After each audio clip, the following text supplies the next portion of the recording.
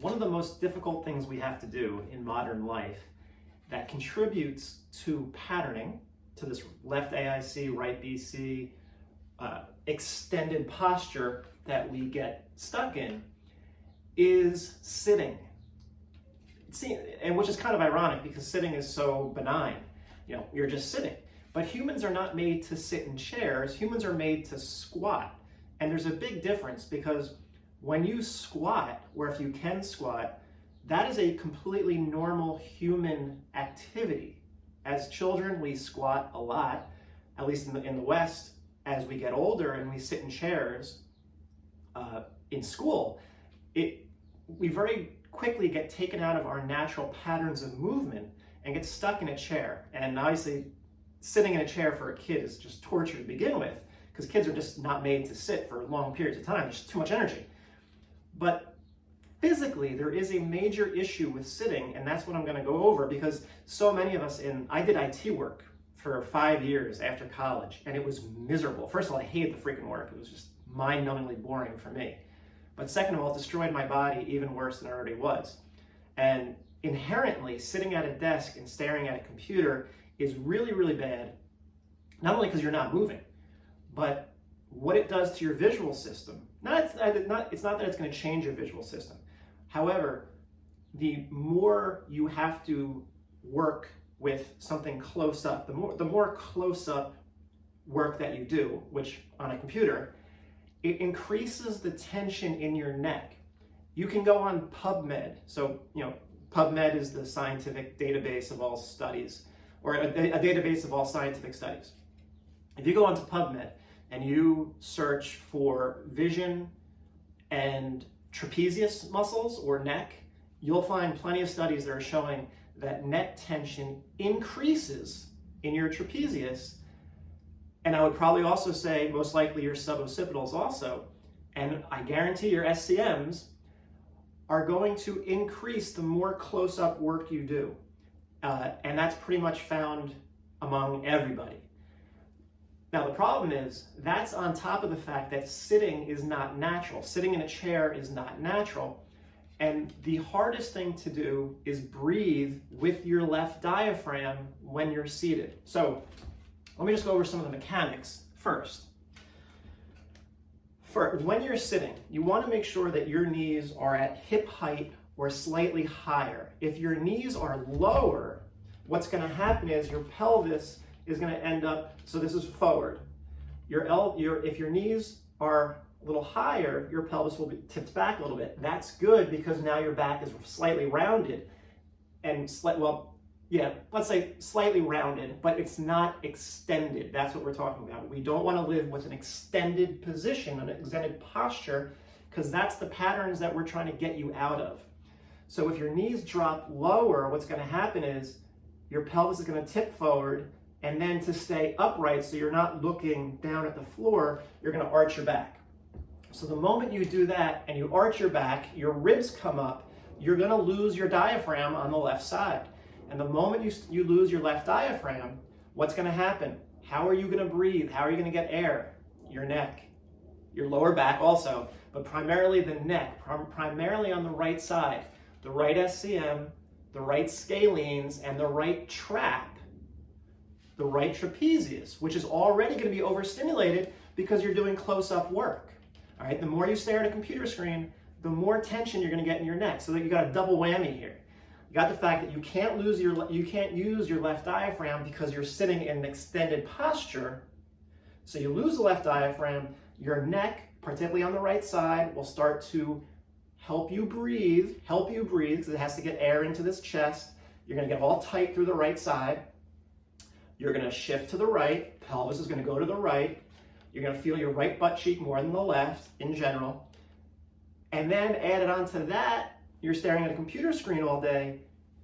Trap tension is going to increase even more. It's really no wonder that people who sit at desks all day and stare at computers always have neck tension. Always have neck tension. And from an autonomic nervous system perspective, that neck tension then spreads all through the rest of your body, and you're living in a state of fight or flight. I find this with computer workers all the time. Okay. What you can do also is obviously get up as much as you possibly can, but throughout the course of the day, you can just kind of, since we know the pattern is going to take you to the right, what you can do is feel your left butt bone, because when you're seated, your brain does not sense pressure through your feet. It does not sense ground, does not sense the ground coming up into your feet. If I stand up, I feel all that pressure into the ground through my feet. Once that is what your brain needs to sense, that's what you need to use the ground for your brain to figure out how to organize muscle function. When you're sitting, I don't really feel anything on my feet. My brain no longer senses compression. My hip joint is no longer compressed. Here, if I'm in left stance, I got compression through my left hip joint. This is what we need to do, right? Hip shift, I got left stance. Boom, I'm in left stance, I'm breathing. I am functional, I am a walking, breathing human being without compensation. The moment you sit down, I no longer sense, my brain no longer senses compression coming from the ground and no longer senses compression through my hip joint. When you don't have compression, you're going to do one thing, extend, because that is fearful. That is a frightening position for your brain. Your brain has lost sense of the ground. So what are you going to do? You're going to tighten. Once you tighten, you lose your left, you extend, you lose your left diaphragm, you go back to the neck again. So here we go. The neck is going to get overactive once again. So what you can do, you can sense your left heel. You can shift. So I would start by shifting over to my left butt cheek. I pick up my right foot. I should only feel my left butt cheek, or my left sit bone as we say it. Okay? So right down here. This is also where the left hamstring and the left adductor attach. So this left ischial seat, this left sit bone, becomes your new left heel. Because you can't sense your left heel anymore because you're sitting, this left ischial seat, this left sit bone becomes your heel. So right now, I'm on my left sit bone, definitely on my left sit bone. All right, and you can just breathe in this position. I am grounding myself into my chair through my left sit bone, so my brain can sense compression, it can sense ground, which is now the chair, and my body can relax and my neck will turn off. I won't use my neck to breathe because I can use my left diaphragm. Second, you can also practice shifting your left hip back and your right hip, your left knee back and your right knee forward. It's a 90-90. There's no difference between this and putting your feet up on the wall. It's the same position, 90-90. It's just harder in this position. All right, so I shift my right knee forward, my left knee back. This is left stance. If you can do this and feel your left abs, you're going to be good to go. I got my left hamstring. I got my left abs. Okay? No, again, that's just left stance, but I'm on my butt. Okay, a couple other things, what you can do. Get a band. Put it around your feet, around your thighs, right above your knee. And you can practice shifting your hip like this. So shift the right knee forward, left knee back. Sensing my left heel. As I sense my left heel, I'm not pushing down into the floor necessarily, but I am a little bit, but then I'm also pulling back. I'm pulling my heel into the back of my sneaker. That gives me my left hamstring.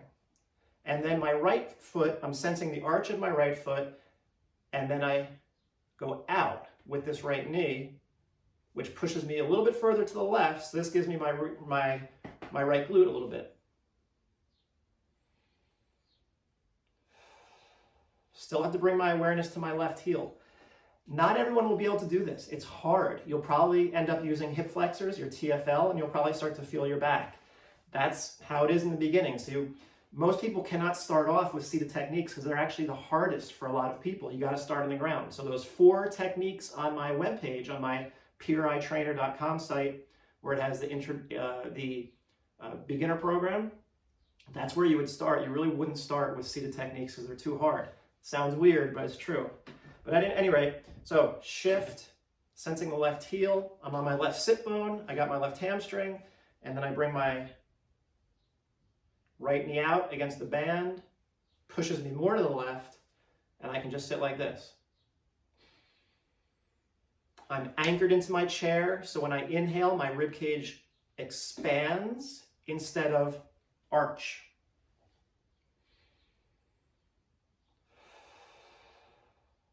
Okay? Now, another thing you can do, get a 3 to 5 pound dumbbell. Just hold it here. This is going to weigh me down. So I got my left sit bone again. I'm shifted. I got my left sit bone. And I'm breathing. Now I have an eccentric left abdominal technique. I breathe out. I feel my left abs. If I can feel my left abs at my next inhalation, where does the air have to go? Right here, which is where we want it.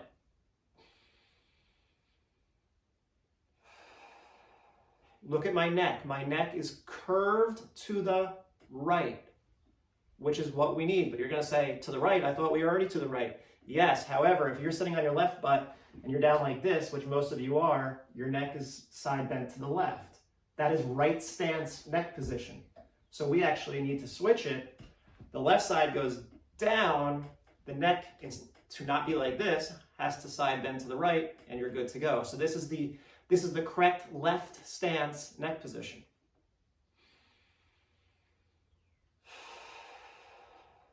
If I feel my left abs and I keep my left abs as I inhale, the air has to go here.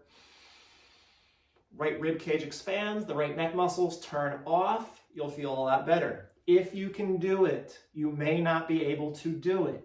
So if you comment saying, I can't feel anything except my back or my hip flexors or it hurts, you can't do it yet. You just have to backtrack. You could also get an ankle weight. This is a 3 to 5 pounds. Put it around your left ankle. You'll feel your left foot more than your right. You're now grounded perceptually.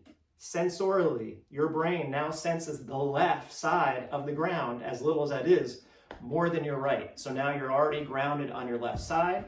Again, you can hip shift, or you don't even have to hip shift. Just keep sensing your left butt bone and your left foot on the ground, as little ground as there is, and breathe.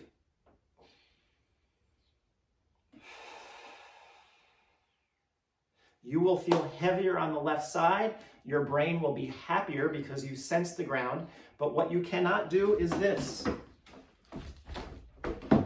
You cannot arch. If you're sitting up straight with your shoulders back because someone told you that was proper posture, you're killing yourself, all right?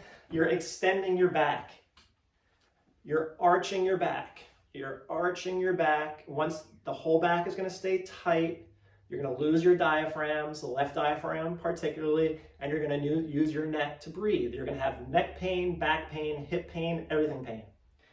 Okay, so this is the problem. If you're like, oh, look, I'm so good. My posture is so good. This extension, they don't know that your back is extended. If you're nice and relaxed and you want to put your shoulder blades back, that's great. But if this is not good, that's fine. This, no good. This, okay. If you liked this video and you thought anything about it was interesting or helpful, could you please like it, comment, share it, or you could subscribe to the channel. I'd appreciate it. Thank you.